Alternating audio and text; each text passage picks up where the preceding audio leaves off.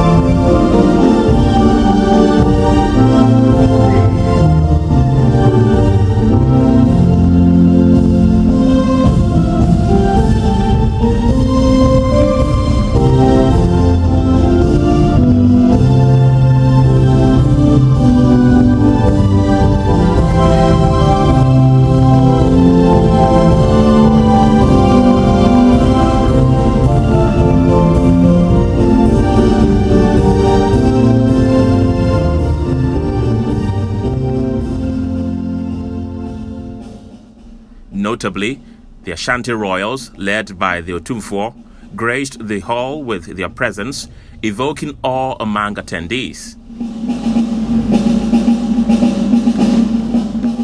Nana Osei Tutu, the Grand Master of the Grand Lodge of Ghana, welcomed the esteemed gathering and highlighted the Otumfuo's initiation into Freemasonry 25 years ago at the Osei Tutu Lodge.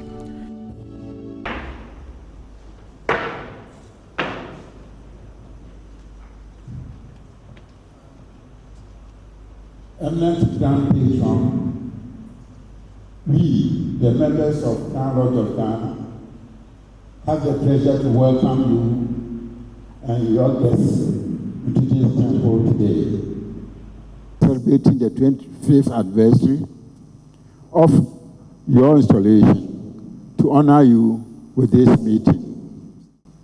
The array of brethren and ladies here is indicative of the honor and esteem in which we hold you. We trust this will make a lasting impression not only on your own mind, but on the mind of every person here, that in future, when they see you, they'll know that here is a man who helped Freemasonry. Thank you. Brethren, we will now sing praise to the holiest in the heights.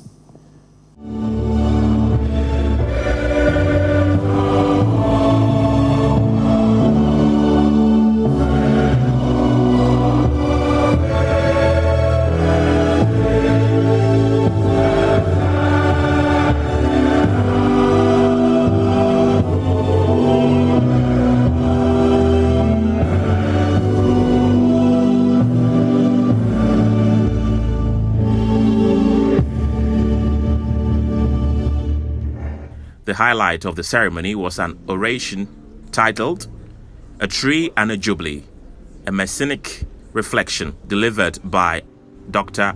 N.A.B. Andrews. The oration, intertwined with verses from the hymn Guide Me, O My Great Redeemer, celebrated the Asantehene's exemplary leadership, emphasizing his promotion of education and support for Freemasonry in Ghana.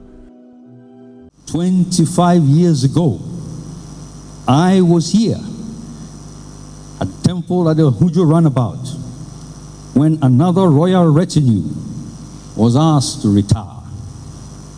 Our grand patron, our now grand patron, had arrived to be initiated into the craft. The mood was tense, the air electric and fraught with expectation. and high drama, but in the true tradition of Freemasonry. The monarch set aside his temporal titles and privileges to undergo the procedural steps that every craftsman in all quarters of the globe from time immemorial has endured.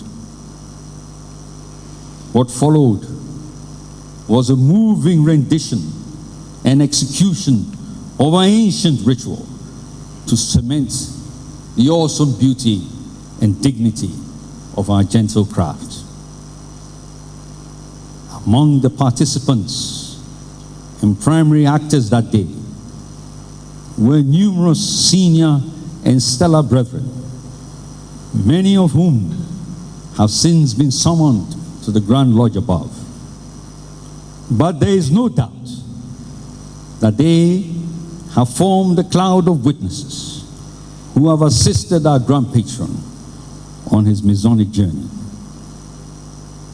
That day, I, a lowly master mason among the grandees, was the only craftsman in the temple wearing the ebony and ivory regalia of Achimota Lodge, the colors which, in the immortal words of Brother Dr. James Kweje Agri, also known as Agri of Africa, symbolize the brotherhood of man. So, it is providence that has brought me to the floor of Grand Lodge today to fulfill and sustain a solid tradition of quiet and fruitful cooperation between my family compound and the Asanteman dynasty. I am no disinterested observer. No. Far be from it. It is certainly not so. It is not possible. Today, our unshakable duty and responsibility is to proceed in true Masonic style, to enter the quarries with our working tools and hew stone that will enable us to construct a magnificent edifice of enlightenment and truth in the history and the symbols that surround us, to read the book of nature and through grace discern the perfect plan of the great architect of the universe. We pray that our darkness will be turned into light. Most worshipful Grandma, I once again implore you to instruct the brethren and the distinguished guests. We shall sing verse 2.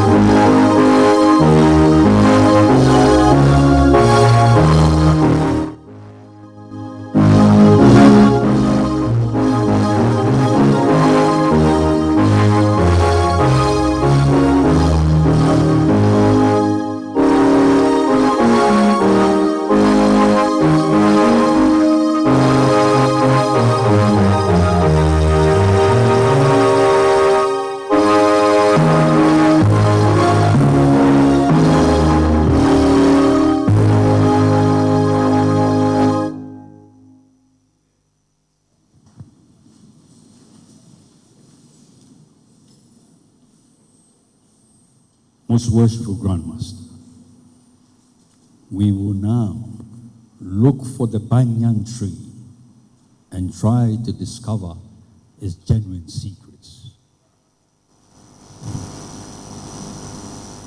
The Masonic altar remains an altar of inclusiveness and tolerance. It is an altar of freedom. On it are arranged the sacred writings of many faiths. Each brother takes his obligations according to his religious allegiance. For our brothers from the East, The sacred writings include the Bhagavad Gita and the Upanishads. They recall that the Buddha spent 7 days in serious meditation under the Banion tree in order to gain enlightenment. That particular tree, the Banion tree, holds a special place in their faith, with far-reaching and instructive symbolism and genuine secrets. That tree has long been recognized as a living altar, and a link between the past, present, and future. It grows to a gargantuan size and living for many centuries, thus connecting generations as a symbol of life, longevity, stability, growth, and vitality. The mesmerizing scale and complexity of the organic architecture has made the Banions the tree of poets, wanderers, contemplatives, a refuge for travelers, rebels, and free thinkers, and dare I say so, Freemasons. Nearer home, the same tree holds a unique place in the history of Asante-Man. Legend has it that 3 such trees were planted in 3 different locations by the sagacious priest Anoche. The one which survived became the location of the capital of Asante-Man.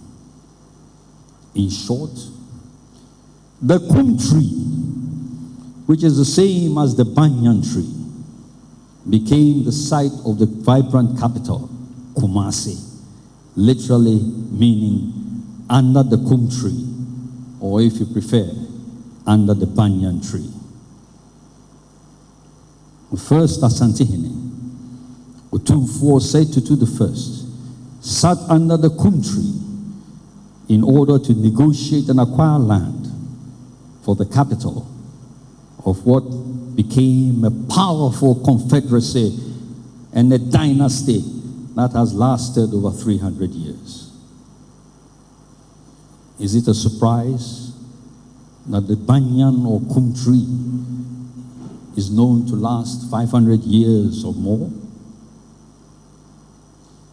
Its roots grow down from its branches and form trunks that anchor the tree to the earth with several feet, akin to the soul that never dies nor renews. It represents the vehicle to spirituality, devoid of all materialistic urges. Not unlike the evergreen of the craft, the Banyan or Kum tree also symbolizes immortality. Our inquiries become even more interesting once we remember that the Banyan or Kum tree is also a fig tree. A fig tree. This is one of the fruit trees named in several of the sacred writings as being present in paradise. From Genesis to the book of Revelation, there are over 40 verses devoted to the fig tree and its potent symbolism. Several of the parables of the Galilean master refer to the Kum or fig tree. Certain spiritual traditions regard the fig tree as the tree of knowledge. Others regard it as the tree of life. In our present epoch, where we are threatened with mass extinctions, it is pertinent for us to remember that the banyan, kum or fig tree is known to sustain over 1,000 bird and mammal species. We are gathered here today under the banyan, kum or fig tree, or simply put, at Kumasi, to honor a revered and illustrious brother, most worshipful brother Otumfuo Osei Tutu II. Armed with a fair understanding of the history and spiritual symbolism of the kum tree, let us now turn our attention to how our stalwart and zealous brother has fulfilled over the last 25 years its potent attributes. Most worshipful Grand Master, we will now examine the Jubilee account or record. We left off after a full appraisal of the majestic, beautiful, exotic, heroic, mysterious, and magnificent banyan, kum, or fig tree. We were in search of its genuine secrets. This is where our revered brother has been seated for the last 25 years, beneath its undeniable presence that exudes a noble and timeless benevolent aura. And in that capacity, what has he been able to achieve? What are the facts and the evidence? Let us limit ourselves to our favored number of 3. It is not for us as Freemasons to offer a lengthy encomium. Others do that much better than us. It is not Masonic style. First, as a craftsman, the most worshipful brother, the Grand Patron, has continuously tried to knock off his excrescences and aimed to smoothing his ashlar. Thus, in his dedicated efforts, he has devoted himself to the tenets of the craft, always eager to give them their highest interpretation, both within and outside the lodge. None of his working tools show a hint of rust on them, and certainly not the tireless sword of his heart. His use of the chisel has been relentless and formidable, thus championing education in our protracted, epic national struggle against the hydra-headed monster of poverty, ignorance, and disease. He has been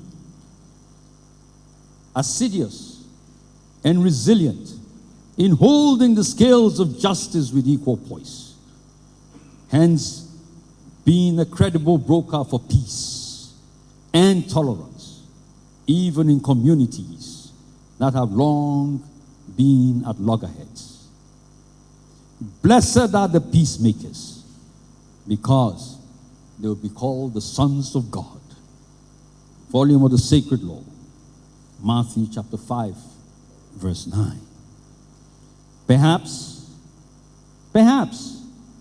his talents in this particular area of peacemaking could and should be brought to bear on the international stage in order to prevent tragic loss of life, especially of wholly innocent women and children. Second, by strict adherence to the Masonic rule and line, most worshipful brother, the Grand Patron, has been a calm voice of reason and the total avoidance or dampening down of the banality of avarice and profusion during the last 25 years of our still fledgling democracy. Some of us sleep a little more easily but always with one eye open though, knowing that he is there to corral the excesses of those who certainly ought to know better. In this manner, he has provided transformational societal leadership, utilizing his skill as a genuine professor of the craft, and that must be consolidated and sustained well into the future. Third, to speak of and try to recount the Grand Patron's acts of benevolence and charity is to walk into a minefield where one must perforce tread very, very cautiously. As a true craftsman, there is hardly any doubt that most of his acts of relief are done discreetly and without any fanfare. But even the examples that we know of through his philanthropic institutions have been formidable and life-changing for numerous people. The Grand Lodge itself has been a regular recipient of his monumental support and benevolence, and the brethren are unanimous in expressing their eternal debt of gratitude.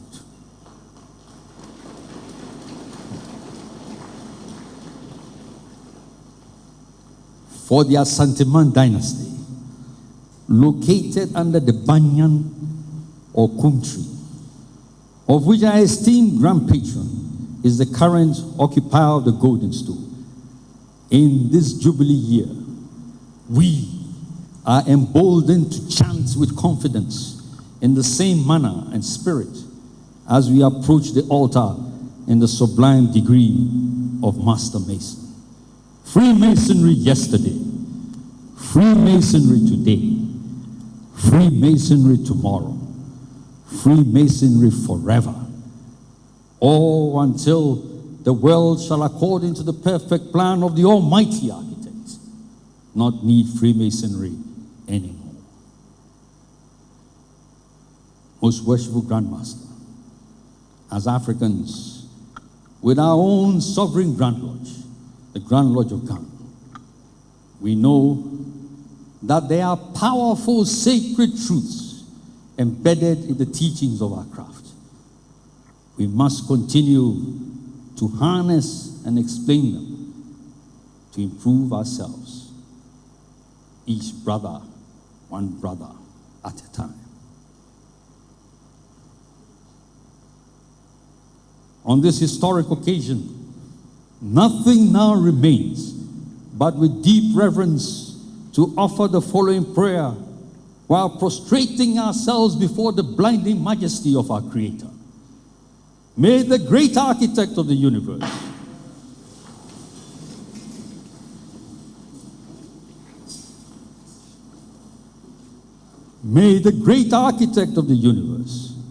continue to shower his blessings on our Grand Patron. May he provide our Grand Patron wisdom to discern and strength to execute the will of the eternal architect as revealed in Freemasonry, the sacerdotal art, and thus create and sustain beauty and harmony. And may he continue to hold all of us and our Grand Patron in this Jubilee year and beyond in the palm of his majestic hand.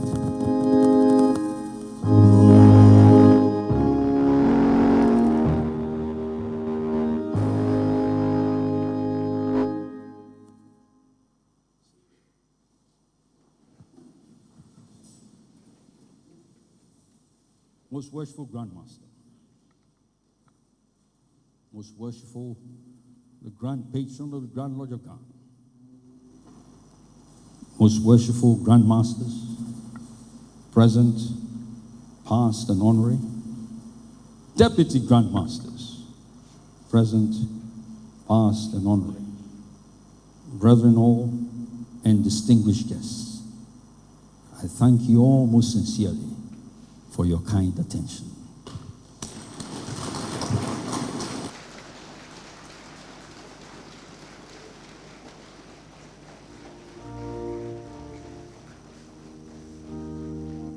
Representatives from Nigeria, Canada, Togo, Benin, Ivory Coast, and Liberia extended fraternal greetings, culminating in the Grand Lodge of Liberia honoring their Asantehene with the title of Most Worshipful Grand Patron.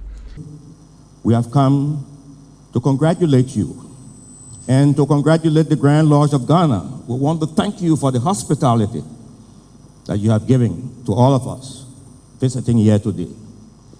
We say God will continue to bless craft masonry. Most worshipful Grand Patron, today I have the distinguished honor and pleasure from the oldest Grand Lodge in Africa to confer on you the distinguished title as the most worshipful Grand Patron of the Grand Lodge of the Republic of Liberia.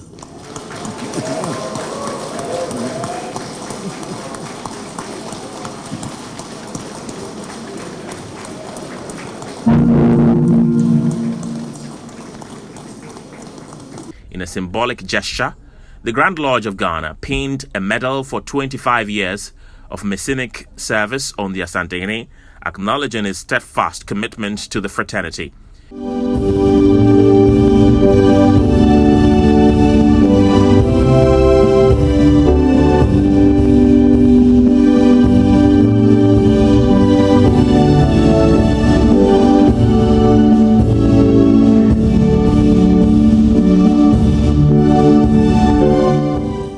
But we shall now listen to address by the Grand Patron. But before we sit down to listen, brethren, we shall sit down to hear him. Give us the tune.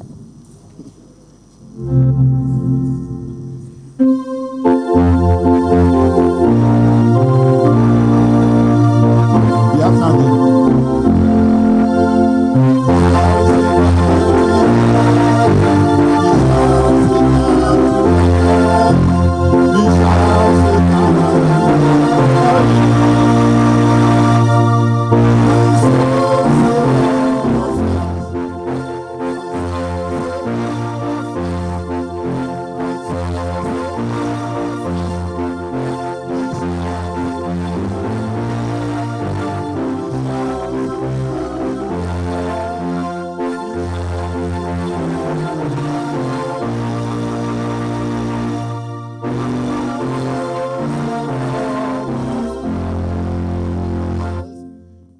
Brethren.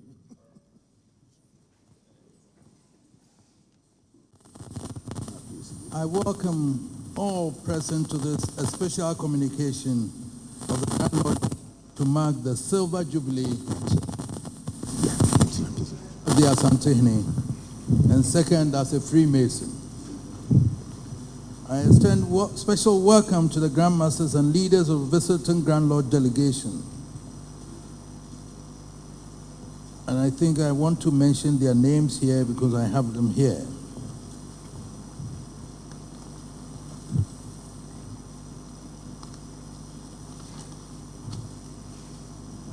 Most Worshipful Brother Anthony Deline II, Grand Master, Grand Lodge, Republic of Liberia. And I thank you very much for the honor done me today. This honor goes to all the Grand Lodge of Ghana. So I take it and I accept it in the name of Grand Lodge of Ghana. I thank you very much. Right Worshipful Brother Elvis Komlavi, that is the Grand Senior Warden, Quebec. Thank you. Right Worshipful Brother Tahir Ben Murad, Assistant Grand Master GL Côte d'Ivoire. Thank you.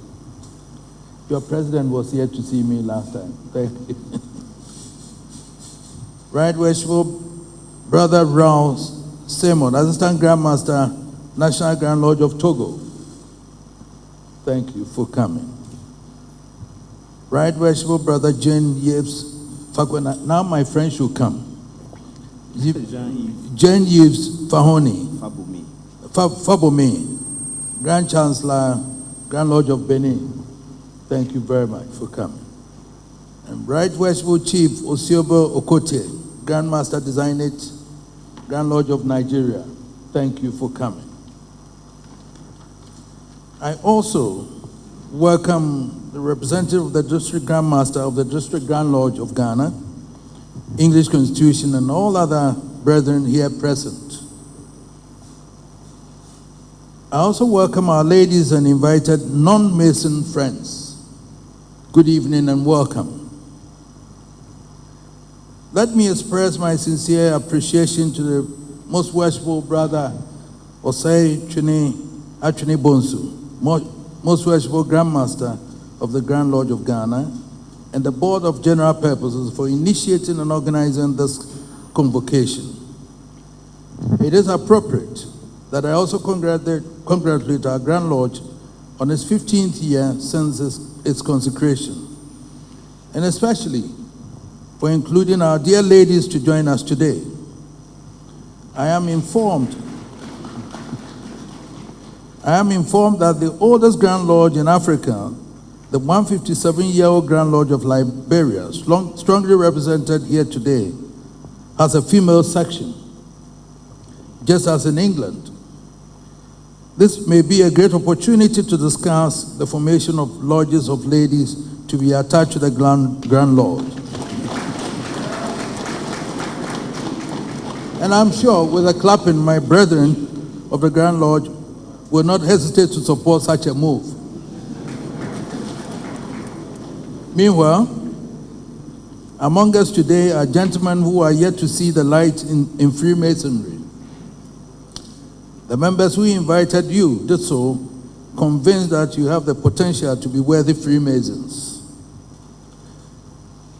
As some of you already know, and that's been said with a good oration by my brother Ojija, my two predecessors on the golden stool, Worshipful Brother Ajman Prempe II, after whom this temple is named, and my brother Nano Pukwari II were proud Freemasons.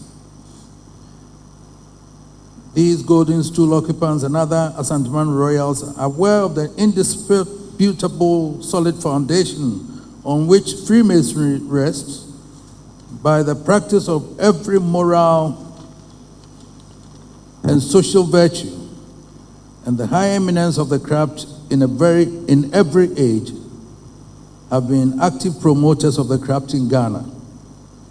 I'm confident that today's Especial meeting will strengthen the supportive relationship between the craft and the traditional rulers and leaders. And I'm glad to see my brother. He knows that he's getting up. And then the new Jabin is also here. I know Guahine and Jabin here, and I'm sure this will strengthen the relationship between us.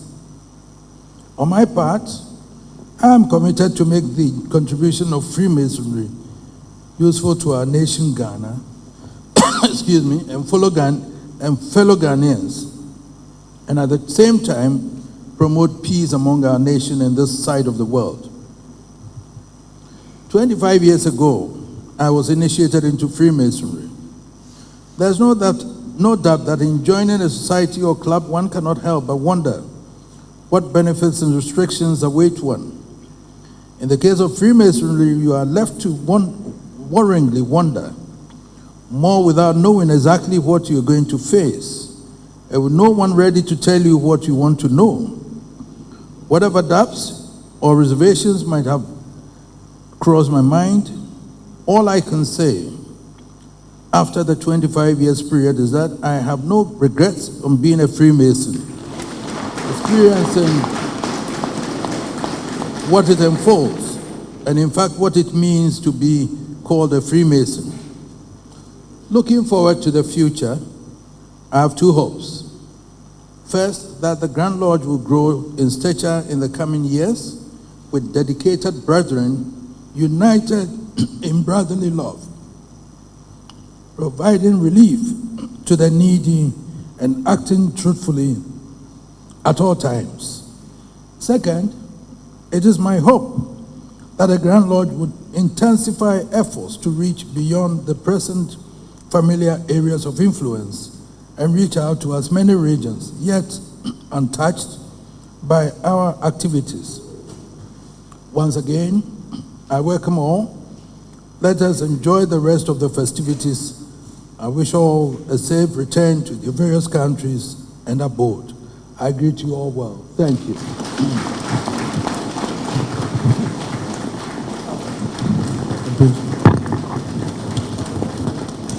The ceremony concluded with a closing prayer by the Grand Chaplain, followed by solemn recession from the lodge by the Grand Master and Grand Patron, signifying the end of a momentous and reverent occasion, celebrating masonry, tradition, and honor. May the blessing of the Most High rest upon us and upon all true and faithful brethren throughout the world. May brotherly love prevail and every moral and social virtue cement us. Amen.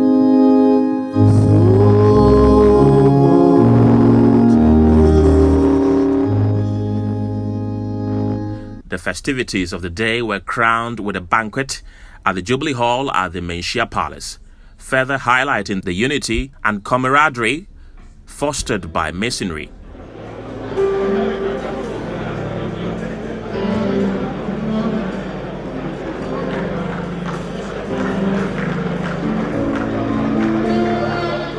The banquet featured several ceremonial toasts, including tributes to the President of the Republic of Ghana, the Craft, the Grand Lodge of Ghana, and the Most Worshipful Grand Master. Ladies and gentlemen, I give you the toast to the President of the Republic of Ghana.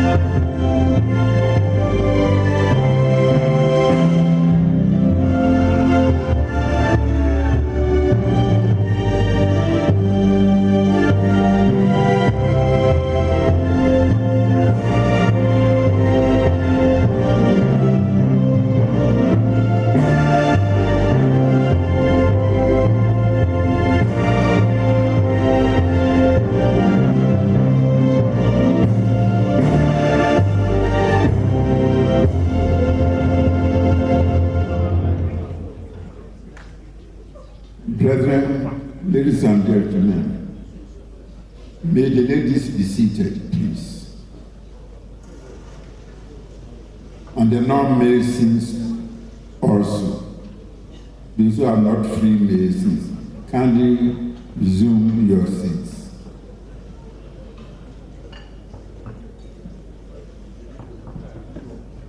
Brethren, I give you the toast to the craft.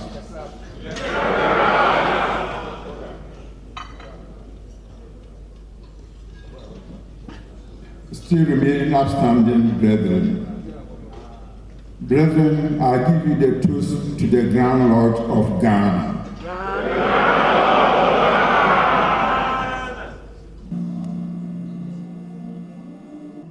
Omei sebe yo senye yo ama yene wasi etre.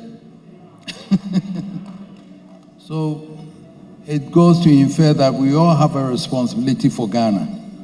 And as to how we make it is dependent on all of us. Most Worshipful Grand Master, leaders of delegation, Most Worshipful Past Grand Masters, brethren all, invited ladies and then gentlemen, today has been a wonderful day. It's been a day from the temple to here in celebration of my 25 years as a Santini and 25 years as a Mason.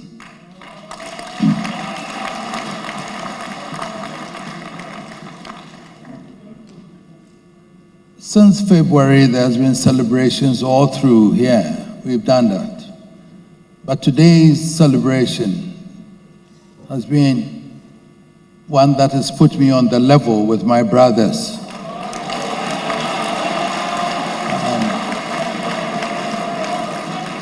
And it gladdens my heart to see my fellow brothers that I haven't seen for some time, those who were not privileged to be in the celebration, for me to meet them tonight. And I thank you all very much for honoring the invitation of Grand Lord to be here. Today at the temple, I said that I have two wishes. The major one is to see that Grand Lodge grows so that, and I think I have it here, I said, looking forward to the future, I have two hopes. First, that the Grand Lodge will grow in stature in the coming years with dedicated brethren united in brotherly love, providing relief to the needy and acting truthfully at all times. What is more important to me is dedicated brethren united in brotherly love and also acting truthfully. We all know from the inception of Grand Lodge up to this time, I've had Otumfuo speaking, I've had my Grandmaster speaking, I have the past Grandmaster sitting by me. There has been some turmoils, health deals and all those things. I think the scramble to be the Grandmaster is also destroying the Grand Lodge.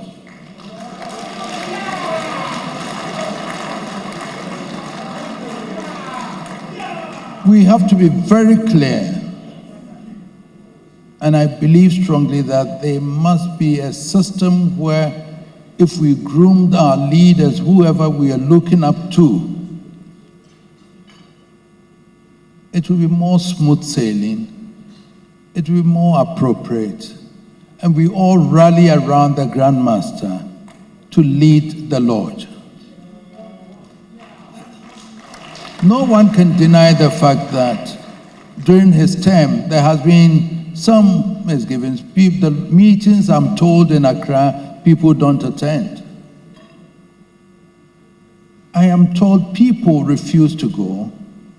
It is not his person. It is not his person. It is not Otumfuo's person. It is the Grand Lord that we are talking about. And therefore, let us straighten it up now.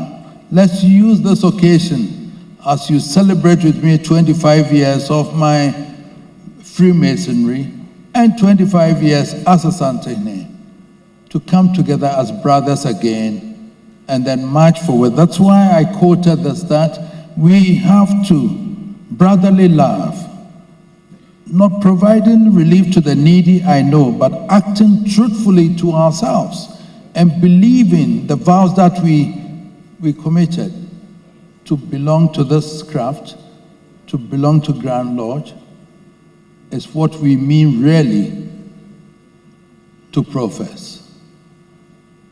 I am straightforward to a point, so people don't maybe appreciate it, but I am always honest and straight to the point. I don't hide things at all. I don't pretend. I always want things to be straight to the point. What I hate is people sitting down as brothers and yet harboring things within them. Laughing with people when they don't mean it. That is not the Lord. That is not the craft. Let us face realities here. And let us belong as brothers so we can build this Grand Lodge together. So, I thank you. I thank Grand Lodge for this opportunity, for the love you've shown to me as your Grand Patron, celebrating me 25 years as a Santehene, 25 years as a Mason.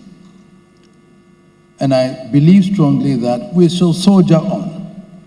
But let's be truthful to ourselves that we're born together as brothers, and therefore we follow the rules and regulations of the craft so that we can move on. So next time, tomorrow, when we meet like this, genuinely, we'll be meeting as brothers. I thank you very much. Thank you.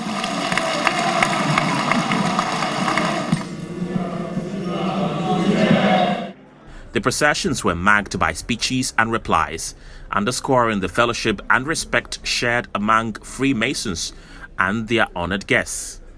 Mrs. Margaret Sechere responded to the toast honoring Our Ladies, expressing gratitude on behalf of the female attendees. The toast to the visitors was acknowledged by the Grand Master of the Grand Lodge of Liberia, highlighting the international bonds and collaborative spirit fostered by Freemasonry.